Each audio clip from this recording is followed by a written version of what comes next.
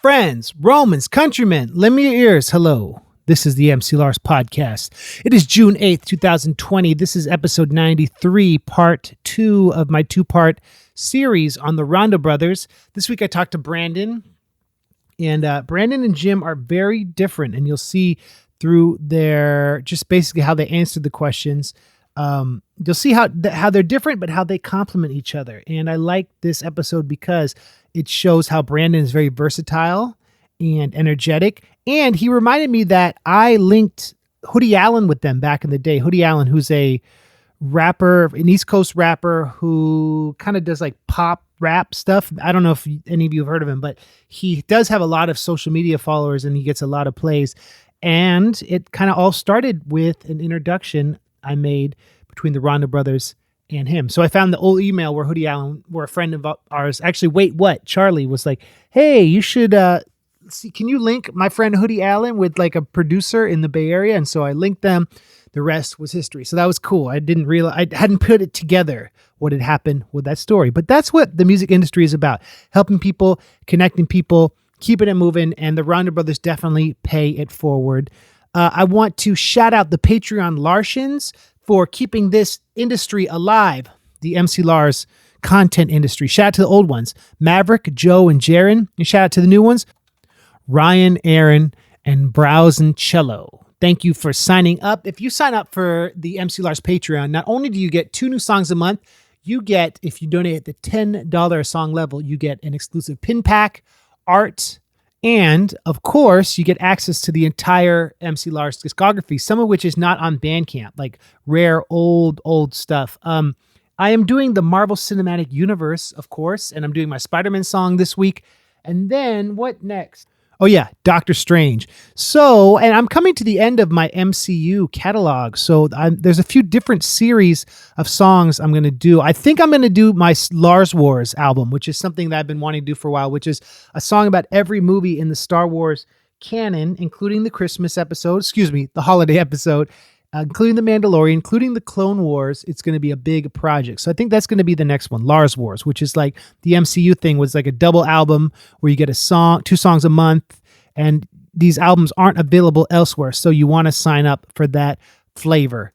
I think we're all ready for some good news. It was positive to see peaceful protests happening. I did a post about the Black Lives Matter movement on my Facebook. So check that out. I don't want to keep talking about it, but I'm happy to engage in dialogue if anyone wants to jump on social media and ask me questions about how we can be allies for people of color and for people of color who are fans listening, how I can help educate my fans to fight racism. I think that's pretty like non-controversial and humanist to make that point. I want to introduce the section of the show. We do this every week now where when our son Atlas was born, who he's now over a month, he weighs about 10 pounds.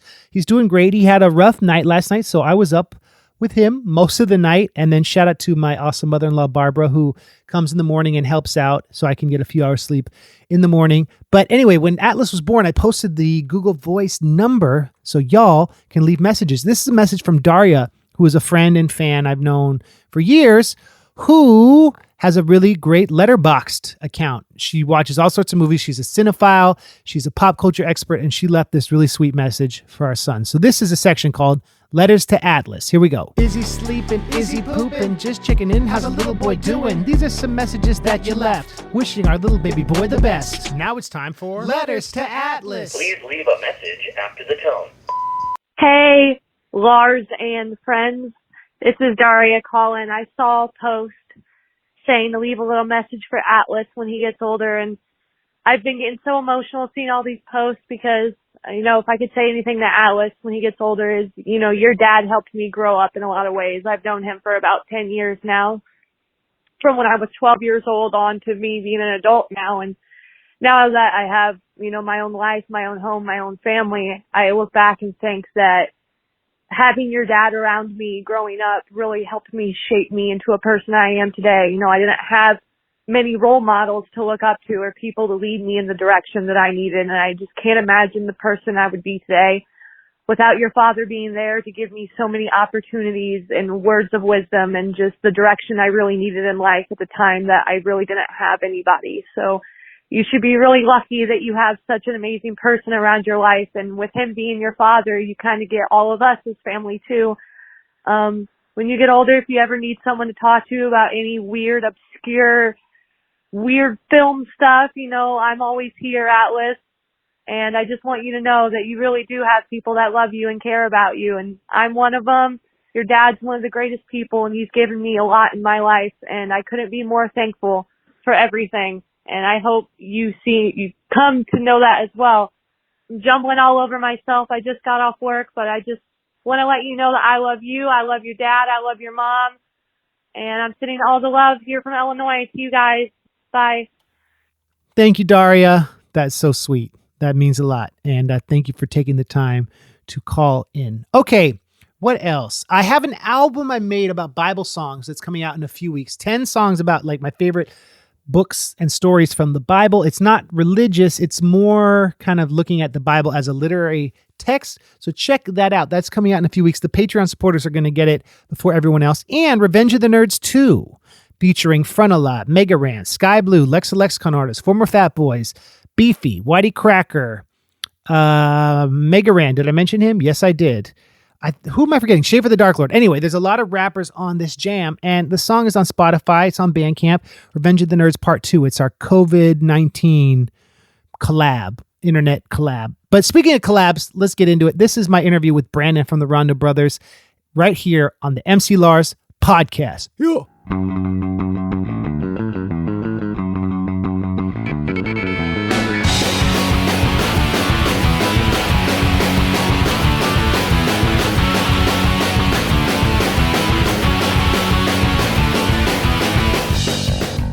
Ladies and gentlemen, I am here with Brandon of the Rondo Brothers, a dude I've known for 15 years, and we are doing this interview remotely amidst the COVID-19 adventure.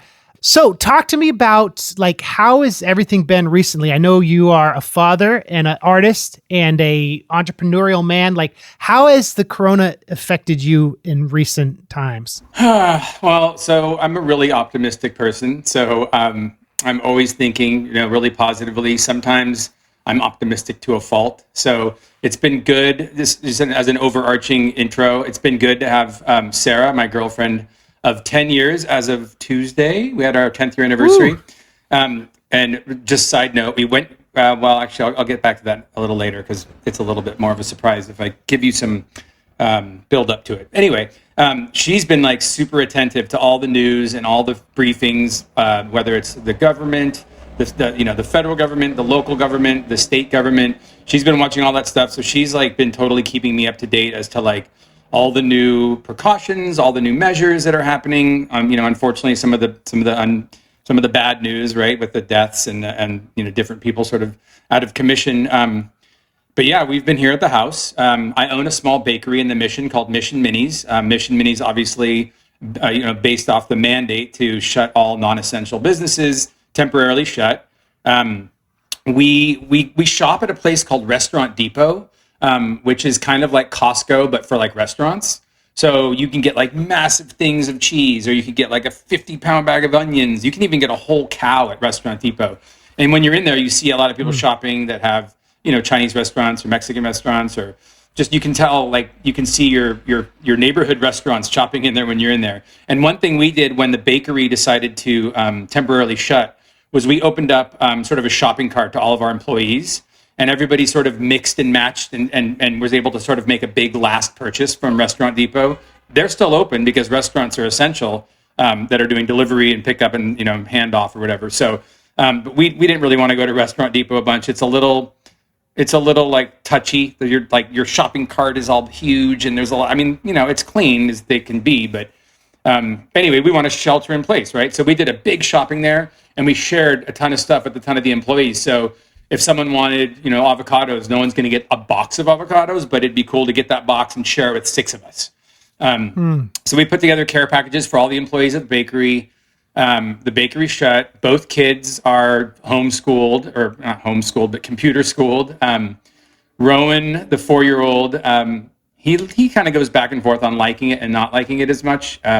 He's like, do I have to go to computer school again? Can I go to real school? Tristan, who's a freshman in high school, who's 15, totally gets it. And he's like, oh, I'm going to go study for my Spanish quiz, or I'm going to go take a test, or, it took him a minute, but he fully settled in, and actually he's doing much better in school. Wow. Yeah, he goes to urban school, this really cool school in the Haight area. And it's an expensive school, and it's a really good school, and I want to make sure he's getting, the most out of it. So seeing his reports, get a little better in this time of homeness has been kind of a positive. I go running every now and then. I try to go running like every couple days, like 3-mile runs. And I've continued doing that. As you remember, we live across the street from the General Hospital. So it's a little ground zero-ish in terms of the streets and like the kind of obstacle course, condoms and needles and vomit and feces and some of the some non so delightful things. But when I go on a run, or when I'll take the kids on a walk, which we try and do a lot, we'll try to go like out, into the neighborhood more and not be like out by the hospital as much. And we found some good paths. Yeah, dude, I look at my phone every now and then, and I'll see like I literally went like 13 steps in a day. Like if you don't like mandate it, and you don't, have some rigor around getting out, like you can easily not. No one I know. I do know some people that have gotten it. I do know through people sort of that 6 degrees of separation, and some people who unfortunately passed away. Some of them I think had pre-existing conditions like diabetes and high blood pressure, high blood sugar. A couple of my friends' boyfriends have it or had it. I was taking care of my mom when the mandate came. She had broken her leg in January. She was at a film festival in Palm Springs. She's 82, but a super active 82-year-old. Like, she used to walk. Well, she will get back to it, but she walks quite a bit.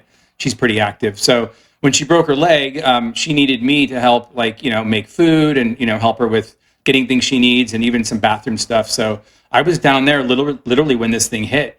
And my girlfriend and I had to kind of make the decision of like, you can't keep going, make sure she's not in, medical emergency need anymore, and then kind of peel back. And so she's like, you can keep coming. I'm fine, because we already hung out. I'm fine. And I'm like, well, Mom, it's not really that. It's like, I go jogging. I go to the store every now and then. I don't want to bring it to you. And she's like, well, I'm immune. Right.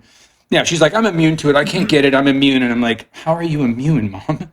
And she's like, well, I take zinc and silver, and I rub oregano on my feet. And she's kind of alternative medicine person. And I'm like, okay, well, okay. I hear you, but I'm still not going to visit for a little while. And her conditions have gotten so much better that it's really more around just having companionship. So I try to FaceTime her, and we call her a lot. But yeah, the bakery's shut. The kids are homeschooling. We're shut. We'll shelter in place. We try not to shop. We try not to shop more than once every 10 days. And then my day job, I work at Rodan Fields, like a high-end skincare company on an e-commerce, platform. So that went in sort of a phased, a phased effort in terms of what happened. At first, it was like, okay, whoever wants to work at home can. And then they're like, okay, now everybody has to work at home. And then they're like, okay, now the building is straight up locked, So we watched those memos come. And our business is not hit as bad as, say, like, a restaurant, or, God, what are the ones really getting hit hard? A masseuse or a hair salon, or, places where you're really around people. My boxing class isn't happening, my gym. So Rodan Fields wasn't hit as hard. There has definitely been a little dip, but if you think about it, our marketing channel is direct selling. Think about sort of like Avon or Tupperware or Mary Kay. So it's a side gig. So people are able to now pick up a side gig and sell skincare products to their friends and their cohorts without having to go see them in person. So in a way, it could thrive, or it could survive during this. I've been like more busy than I was when I was in the office every day. But yeah, we have our commercial calendar, new products coming out, trying to make the website better, make the conversion to easier to check out and to buy things. We just put in a guest checkout experience where we didn't have one before. I'm sure you're all familiar with guest checkout. But right. We're sort of a little bit young in the UX life cycle. So that's what I do. I'm the manager of the UX team. I'm there to sort of bring us into the modern day, if you will. Did you grow up in the Bay Area? I can't remember. Yeah. Where are you from originally? Born and raised in Mountain View. I was born at El Camino Hospital, not too far from your world in terms of, Monterey, if that's where you were born. I can't remember. I grew up down there. Yeah, so I was born and raised in Mountain View. I went to Los Altos High. We used to take the train all the time up to the city to skate. One really cool sort of music historical data point in my life was coming up to see AC/DC in like 1984 with all my friends. I think we were 15. We skateboarded to the train station. We took Caltrain up. And we went, I don't know how our parents let us do this. We had tickets to go see AC/DC. I think it was at the Cow Palace. And we had our skateboards and we hid our skateboards like in the bushes. And, they went to the concert, super killer concert. Afterward, got our skateboards, got on the train, went home, like way before the internet, way before cell phones. And it's like weird to think back, like, how did we coordinate everything? Like, how did we know where to meet each other? You're just like, meet me under the tree at 7 p.m. or, grew up in the Bay Area, hung in the city a lot, went to Los Altos High, and then went to college in Chico, which is a little town a couple of hours above Sacramento. If you think about it, it's kind of like Chico, Davis, and Sacramento are kind of a little trifecta of colleges up north that aren't too far from each other. Chico has a big reputation of being a party school, which it was, as many colleges are. But Chico was good. I was a Japanese major, which I didn't know that. Yeah, I haven't really tapped that skill set all that much. I will say Rodan and Fields just announced that we're going to be going into Japan as another country we're sort of turning on. And so I helped design a lot of the screens for Japan. Obviously, I had to get them localized, but I got to work with the Japan team, and I got to use my 10 words that I still remember from learning Japanese. That's tight. Yeah, and then halfway through college, 3/4 of the way through college, I was like, you're definitely going to be a rock star. So you can leave this town and go pursue your real dream of becoming Led Zeppelin and taking over the world from the stage.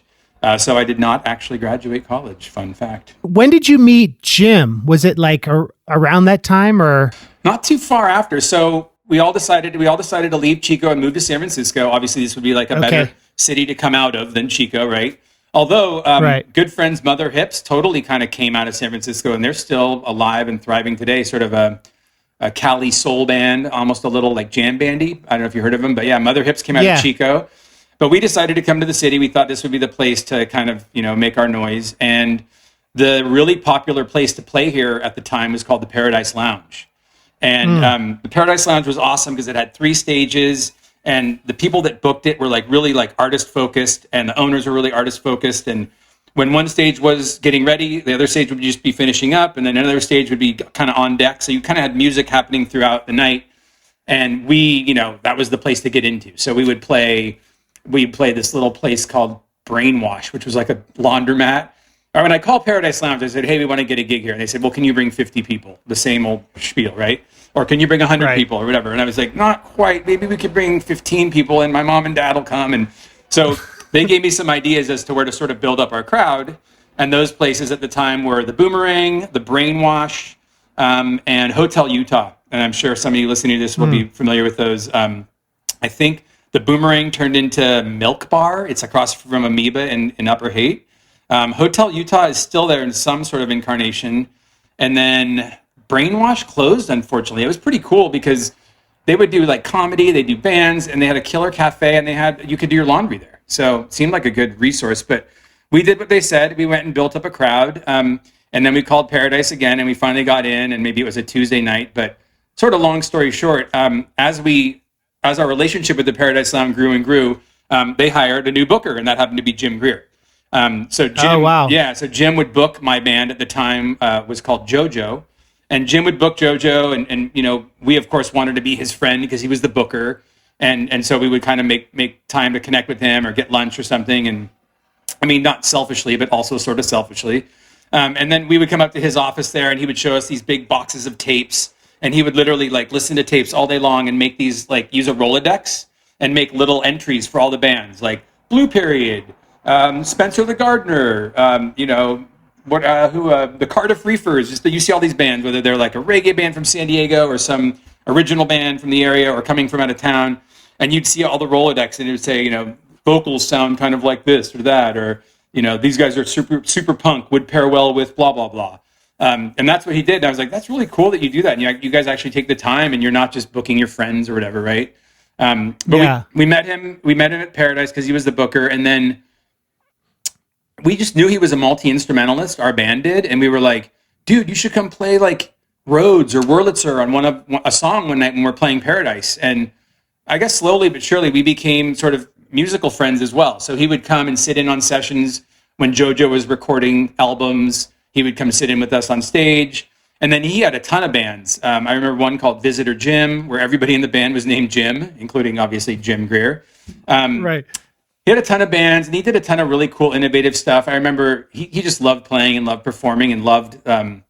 He's like a genuine, true lover of music and musicians. I think, and I'm guilty of sort of being in the music scene for some other things like girls and beer and whatever. I like music too, but like Jim is really like very genuine person. Right. And yeah, it was just cool. His bands were fun. So I remember once he just wanted to keep playing, and he started a label called Fortune Records, and he signed some local bands. I think at the time he signed Gun and Doll Show. They were really popular. And he signed another band called 20 Minute Loop, also really popular. So he was always playing, whether he was sitting in with them or us or his own thing. But one night he wanted to do a gig, and no one could play with him that night. So he literally set up like cardboard cutouts of people, and was like, here's my band, like there's that guy and there's that guy. And like, right. It was a really novel idea. And actually looking at it now, it's kind of like, a lot of people are doing sort of virtual things, right? And Jim was sort of a pioneer in that whole kind of, if my band can't be here, then you'll be there represented by some other, visual asset, if you will. So when did y'all hook up with Dan the Automator and start doing the Head Automatica stuff? Like how many years was that from when you met Jim? And I interviewed Vinny Caruana a few months ago, and he told his version of the story. So the listeners might be into that story. So Jim was the booker at Paradise, and his boss was Tony Isabella. And Tony Isabella, she had been, she came from BGP, Bill Graham Presents, right? So Bill Graham Presents was a big production company, which, they built Shoreline. They booked everybody from Metallica to, The Cure. They also managed bands. And so I think when Tony was at Bill Graham Presents, and this is interesting, back in like the late 80s, rap and hard rock were like in the same like category somehow. Like if you look at an old band magazine, it'll be like pop, jazz, blues, whatever, but it was like hard rock and rap. Like somehow they were like and you kind of can see that, right? And so Tony managed Slayer, and she also managed Dan the Automator. So she managed this local up and coming like hip hop DJ, and she managed like a super heavy band. In fact, she's got some crazy stories. I think she got Slayer to open up for and she was friends with Metallica. She got Metallica to play one of the Day on the Greens at Candlestick Park way back in the day when they were like 19, and they super thrashed their RV, and like everybody got busted. Like they just thrashed it. It was like a huge story of like, you're never gonna play in this town again. And and Tony was like, dude, I got you guys that gig. Why'd you like ruin my sitch for that? And anyway, Tony managed Dan the Automator. When she left BGP, she still managed him. And Jim and I immediately met him. Super cool dude, lives in the city, born and raised here. He DJ'd a lot, and we knew a little bit of his past, but not much. And immediately in meeting Dan, we started to work together in a couple of different formats. I started doing album layouts for him. So, he knew you did the Octagon layout, right? Yeah. So he knew we played guitar, and he knew I was a musician, and I was like, you got to come see my band play. And Jim was like, you got to come see our bands play. And like, we weren't really the genre that was his thing, but he would come out and watch us and be like, yeah, you guys are cool, or, your singer sucks, or that your drummer's good, or, whatever. Right. But I started working with them, formally on the Dr. Octagon album, which, when I was first listening to it, I was like, this is some weird spacey stuff. But now I'm like, this is amazing. I love it. It's timeless. It was pioneering. It was leveraging all sorts of, historical genre related stuff. And just, I totally get it now. It's definitely like a cult classic that is very known. But at the time, I was sort of just thrown into it as the designer. So they said, look, we want to use this guy Pusshead. He lives here in the Mission. he's the guy that did all the album covers for Metallica. He did like Ride the Lightning and Ride the Lightning and Kill 'Em All and all that stuff. But I think more importantly, it was his illustrations, right? I think somewhere in there. So he drew this awesome cover to the album, which was this like medical skull, a skeleton like in a medical setting with like blood on his apron or whatever. And I remember literally like going to Pushead's house and picking up the real art. And I took the real, the real original, and I took it to a local spot that would like do like really high res like drum scans, like how every fax machine has a scanner on it now. Back in the day, you could get something professionally drum scanned, and it would be where the art would get like multi tiers of resolution scanned on it, and so the file you were given that was like your scan was like super big megabytes and like super high res, right? What's the name come from? Is it because the scanner was like as big as a kick drum, or why? No, I think it was actually a drum. I think it was a wheel like that. Oh, and so your art cool. needed to actually go on like it would do a series of like passes with different like lights and filaments and capturage, right. And it was also used for larger formats. So I actually at the time had a killer scanner. It was like $1,000, which now they're like $50. But I had a killer scanner, and it was just you couldn't scan larger than like legal, which is 8.5 by 14. So the original Pushead octagon art was a big square. I hope Dan has it somewhere, but yeah, it was cool. Yeah. So I didn't do a ton of layout except for scanning that and then entering all the songs on the back, sort of thing. And I did some other sort of little piece of art with Dan. He wanted really random clip art on the back. I think, correct me if I'm wrong, somebody, but it's like there's a face of a dude, and then there's these two sort of clip art hands attached to him. And I think the dude is like maybe Chris Elliott's dad or some super obscure celebrity, and he's on the back of the album. And then I think and then the album got signed by Mike Simpson, who worked with DreamWorks. And Mike Simpson was really famous back then for having worked with Beck and doing the Loser song. So kind of in that trip, what did we call it? The Dust Brothers? Was he part of that group? Yeah, he was a Dust Brother. So it was Mike Simpson and what's the other dude's name? John King. And I think and I think Mike Simpson went on to do a ton of huge stuff. He even did like Bop with Hanson. And he did a lot of stuff. I think he did stuff with Smashing Pumpkins. But he did a lot. Beastie Boys, right? Didn't they work on sure. And Paul's Boutique, I think. That for sure. That sounds familiar. And John King, the other dude, I know he definitely worked on that Steal Your Sunshine song with Len. And I love that song. Huge song. Yeah, I love that song because I think it has a Scarlet Begonias sample from Grateful Dead in it. I think that whole that whole sample is a Grateful Dead sample. And it's like you rarely hear a Dead song get sampled and used in a way that isn't just like jam bandy sounding. Right. But I remember when Mike Simpson signed Dan, we had to change the back art because they either added some more songs or we couldn't clear that dude's picture. So then, so the DreamWorks release has the Pushead on the front of the CD, and on the back, it's a picture of the band. And they decided to take their picture with like a local homeless dude who like hung around Paradise Lounge a lot, who they sort of knew and they would like buy sandwiches for and stuff. I forgot his name now, but he was really cool, and he'd like watch your car for you, and he was just a nice guy. And, but he's in the picture with Dan, and I think Kid Koala, who's like a legendary scratcher, and I think Cool Keith. That project had all kinds of hiccups and weirdness for touring and all that. So actually, to bring Jim Greer back into it, they put together a band for Dr. Octagon, and where I was sort of the art director or the album art guy, Jim was actually chosen to be in the band to bring it onto tour, to bring it to a stage. So wow, yeah, obviously no one, not obviously, but in that genre, like hip hop, like that, especially like Dan's kind of sampling world, no, it's very rare that the whole band is in the room at once recording, right? A lot of it's samples, a lot of it's musicians that flew in to do their part. So Jim basically learned all the keyboard parts, whether they were samples or someone played them, and he was like the killer keyboard player. I think he did a couple other instruments too. But they put a full band together. I went to their big rehearsal where Mike Simpson actually came to watch it. to say like, okay, yeah, let's get some tour dates now, right? And they did it. They rented out, or they borrowed Slims for the afternoon, and they went in and played like the album in front of Mike Simpson, and one person didn't show up, and that was Cool Keith. So they basically played the instrumental version of the album, which actually is a release. They have an instrumental out. And one of the cool things Dan would do with his instrumentals is he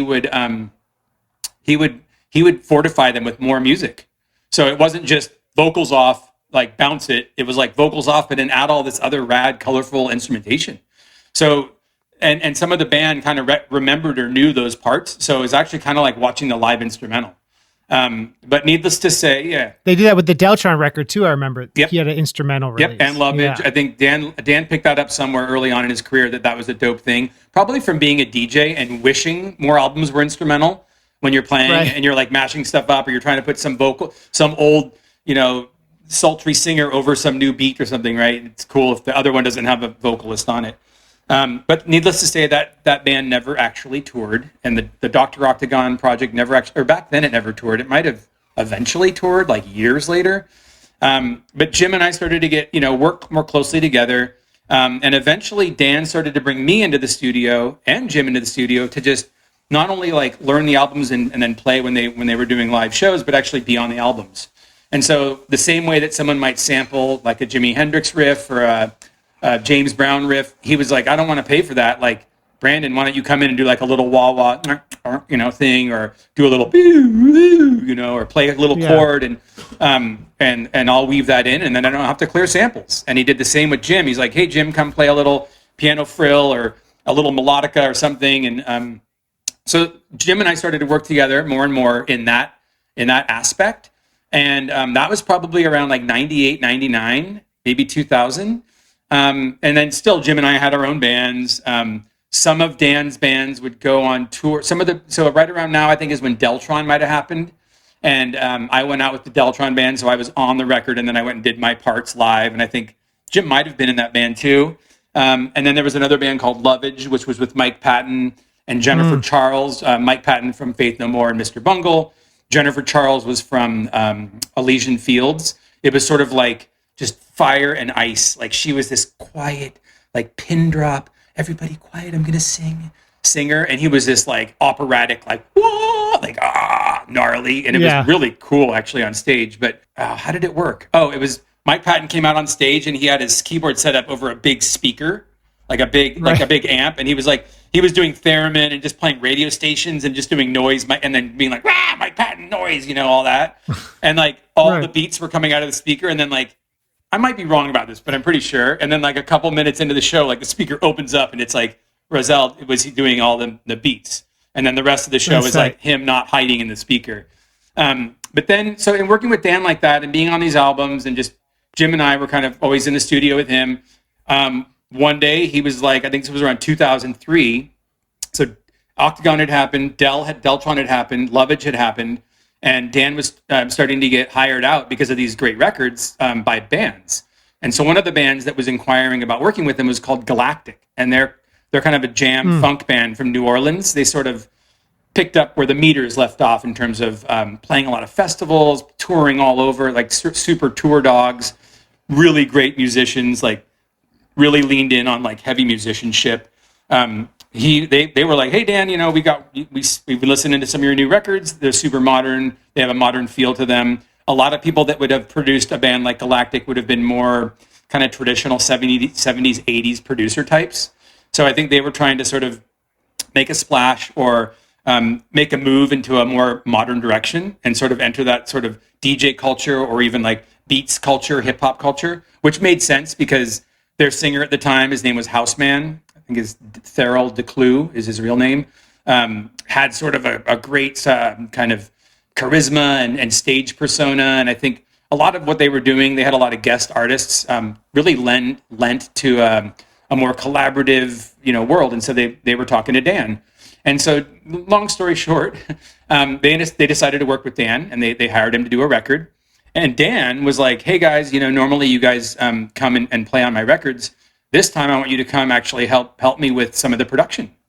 So we had been watching Dan do Pro Tools and how he was, cut stuff up, or how he would record people, and how we would set the compressors and the preamps, and we would get tips from him on how to like kind of produce music in a sense. And he sort of had us come down there and work in sort of two capacities down there. New Orleans, we went to New Orleans for 2 weeks. Jim was sort of, if I can remember correctly, hired to be sort of more of a song arranger with the band, because they could like go on and play like a jam for 20 minutes. And I was sort of hired to like kind of be a Pro Tools monkey and sort of cut stuff up. And so quickly be able to show quick edits and quick versions of what if we did this with that. And we worked with Galactic for 2 weeks. Jim and I, got crazy and partied in New Orleans and in the Bourbon Street, the what do you call it? What is that neighborhood? The French Quarter. The French Quarter, and just had a killer time. And we're both really different people. He's a little more patient, and and I'm a little more shiny penny. Oh, there's something over there. There's something over there. So it's kind of fun. I think we got along well. And the last night we were there, we went out to like a pancake dinner or something, or some pancake brunch or some late night thing, and we were with Dan, and Jim and I were like, "This was fun, dude. Like we kind of like played off each other pretty well. And when we get back to the city, why don't we like offer this up as something we can help other bands with, where you can maybe help with arrangements and songs, and I could sort of cut stuff up in Pro Tools, and we can kind of maybe produce bands." And we did it. We started it. We named ourselves the Rondo Brothers upon getting home from New Orleans. We still stayed pretty connected with Dan. In fact, Handsome Boy Modeling School, which was a project that happened after Dell and Lovage and Octagon, was one where Dan let Rondo Brothers open. Like, so we were both a production group, but we also had we made our own songs and stuff like that. So, and I think one of the biggest first wins we had as a team, Jim and myself, was working on a series of football commercials for Foot Cone and Belding. So if you've heard these like ad agencies like Foot Cone and Belding, Goodby Silverstein, Deutsch, these are the companies that sort of invented like Got Milk campaign or some famous Mercedes campaigns. These are these big ad agencies, and they were doing this big campaign with football, Monday Night Football or something, I don't know. And I think they really wanted Dan to do it, but Dan sort of threw it to us. And the way commercials work is, you'll throw your hat in the ring, or your ring in the hat, and you and many other producers will be sort of vying for the spot. And we got the spot, and that was a big morale boost for us, because we were like, how are we going to generate income? And we got a big ticket for winning that spot, and other people got paid out, and people got their percentage and whatever. But we were like, wow, we could actually be producers, not only working with bands, not only writing our own songs, but also doing like music placement, in commercials or maybe film and TV. And that was really the start of it, 2003. I met y'all through the matches because their manager knew you guys through your projects with Head Automatica, and they were doing demos. And so he got me in touch with you guys. And then I remember I came to your studio in the Hate, and we did the Hot Topic song in just like a few hours. And I remember it was such a smooth, fast, so different than any session I'd been to. And it was like instantly comfortable. And from then we ended up doing lots of records and working on so much stuff, but it was just like this process of like, you have the spark of something good. You guys are so good at making everyone comfortable, getting the vibe right. And I remember Jim was playing like this skiing game the whole time on his sidekick, like it's some video game. And it was just like so different than any other session. But that song blew up kind of on Live 105, and was like the start of like our working relationship. And it was kind of like the cool timing of that. So like, what are some of your memories from that time, from like when we first met? Yeah, I mean, I look back at that. I'm stoked about all of it. I look back at that, and it's like, we weren't formally, schooled on producing and how to set up a studio. So, we sort of like did our due diligence in trying to learn. But I mean, the studio you came to, I think half of the recording happened like 3 stories below us, right? And then half the recording. So we were trying to create ISO booths, and there's a lot of like, technical nuances when it comes to music, right? Like impedance levels and ohms and ohmage and canceling and phantom power and all these things that we sort of were just kind of learning on the fly. And that was just a great day where everything sort of lined up, and all the cables were working and the system worked, and the band was really fun to work with, and it was such a collaboration between like these young sort of Berkeley sounding punk kids and you and They rehearsed, and it was like, that was cool, right? yeah, very much. They came, they weren't like, hold on, let me get some Chinese food and put my feet up on the couch. Like they killed it. And I think that's part of like a lot of younger musicians, and I think young artists in general really have a lot of input to their career and really, go the extra mile to really make stuff happen for them. And that's a great example of it working. I think we've worked with them a little bit after that, and I think we brought their bass player in to just play some bass lines for us. He was really, really good. Justin, I think. Yeah, Justin. Yeah. Yep. He's great. And then we ended up doing the album with Whitey Cracker, where we did like the whole record in like a few weeks, and the Robot Kills record. And then you let me and DJ kind of come in and do the Zombie Dinosaur record in your studio. Like you kind of monitored it, but at that point we were more fluid with the gear. But my point is, you've always been so generous to this community and giving back. And I just wanted to take this opportunity to thank you, because you've really been you and Jim have been huge motivators and like door openers in my career. And I don't think I'd still be doing this if it weren't for like the series of fortune that came from our collab. So thank you, Brandon. Of course, that's great to hear. And likewise, back to you. It's working with such a prolific artist. You introduced us to tons of people, Whitey Cracker, Doc Pop, who's great, and we still connect. What's the guy with the Hoodie Allen? I remember he came in and did some stuff, and God, he was recording. This was way back when social media was still not a huge thing. And I remember he was doing a session in our studio, and literally he had some sort of similar to like opening up a chat channel where you can comment while you're watching it. Like, like someone watching someone's story on Instagram or whatever. He was doing like versions of that way back, like, 15 years ago, I want to say. Because he was working at Google when when his career blew up. How did you link with him? Through you. I think he said that you told him that we had a studio that could be either rented or used, or producers could help or whatever.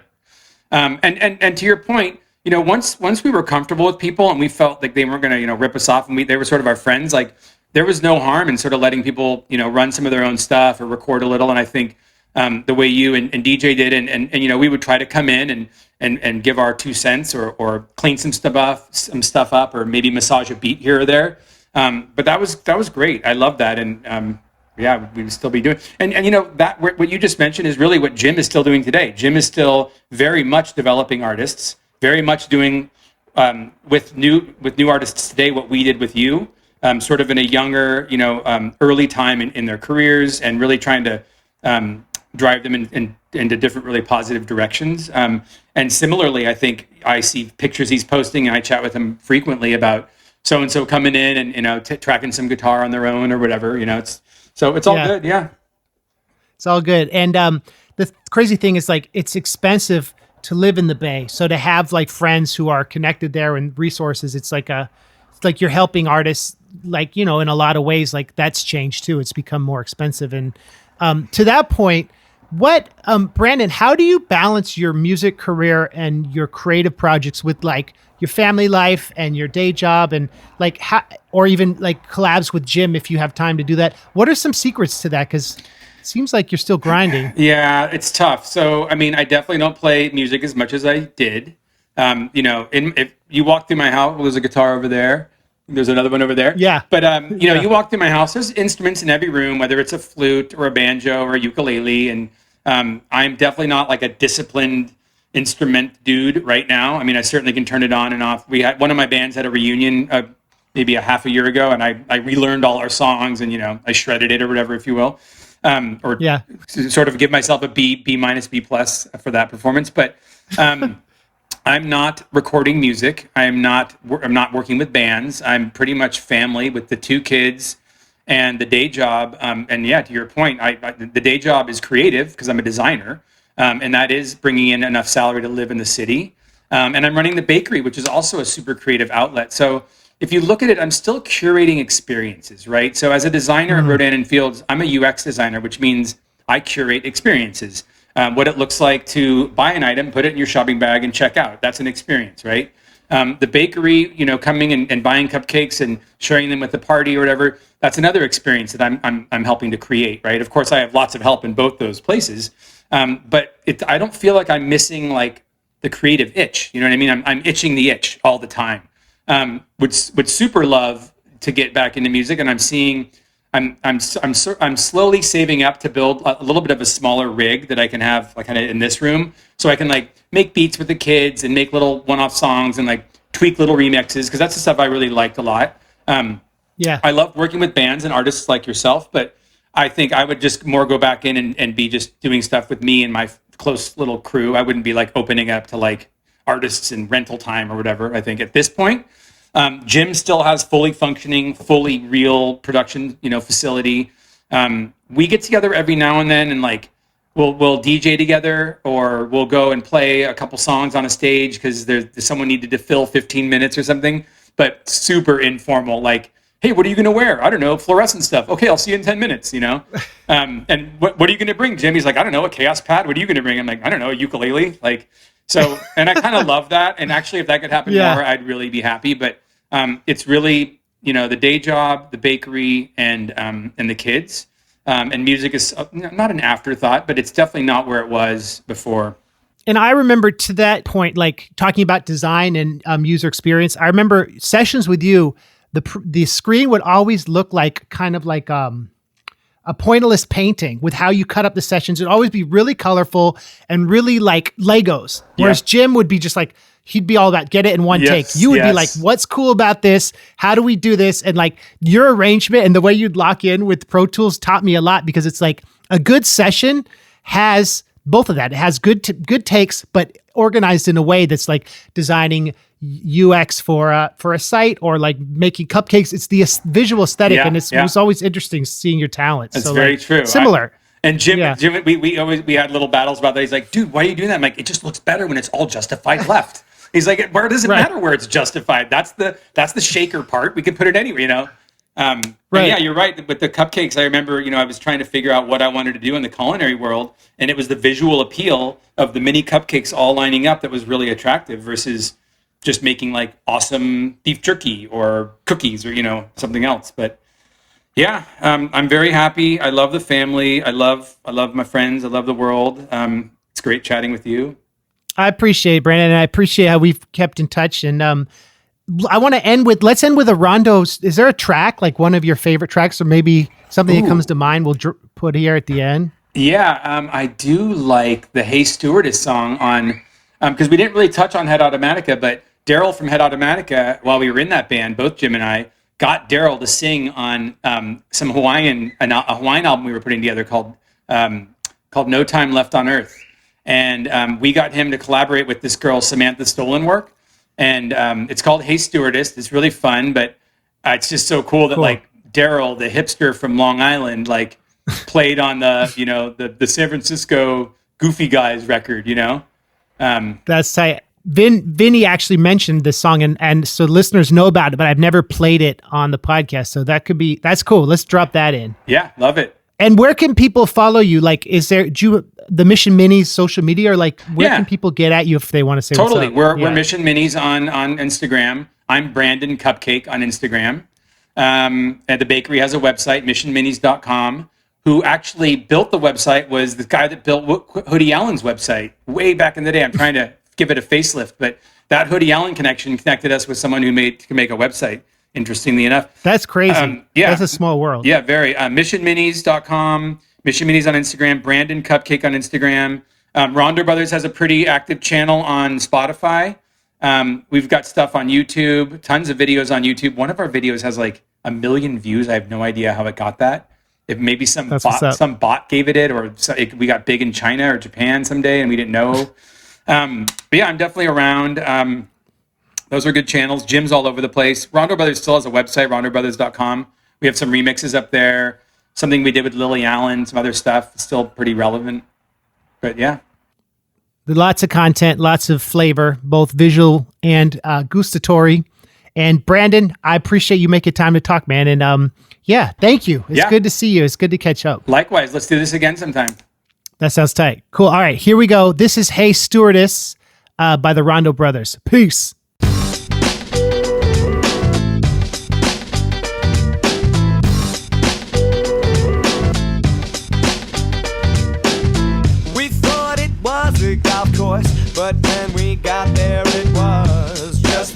patch of grass.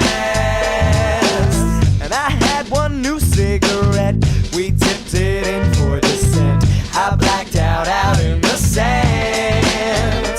'Cause you left a hole that only a photo can close. When there's a picture not even worth the word, because I want to take it now. When there's a picture not even worth the word, because I want to take it now. 'Cause things ain't the same here without you around. We thought it was the jungle, but when we got there it was only half of the plans. And I thought you were my answer, but when I got here it was just a girl with your hands. And you left a hole that only a photo can close. When there's a picture not even worth the word, because I want to take it now. When there's a picture not even worth the word, because I want to take it now. 'Cause things ain't the same here without you around. 'Cause things ain't the same here without you around.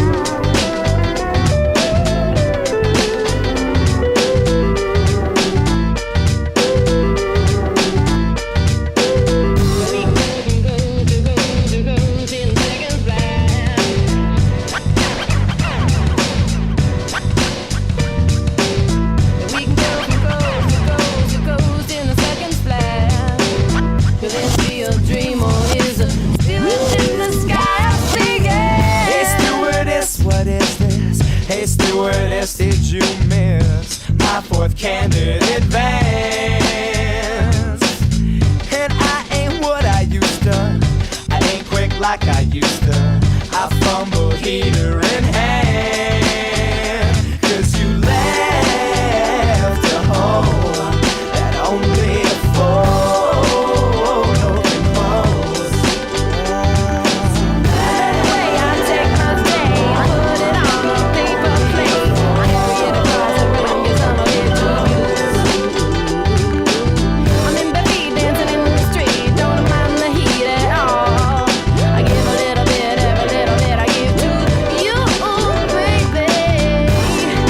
When there's a picture not even worth the word, because I want to take it now. 'Cause things ain't the same here without you around. 'Cause things ain't the same here without you around.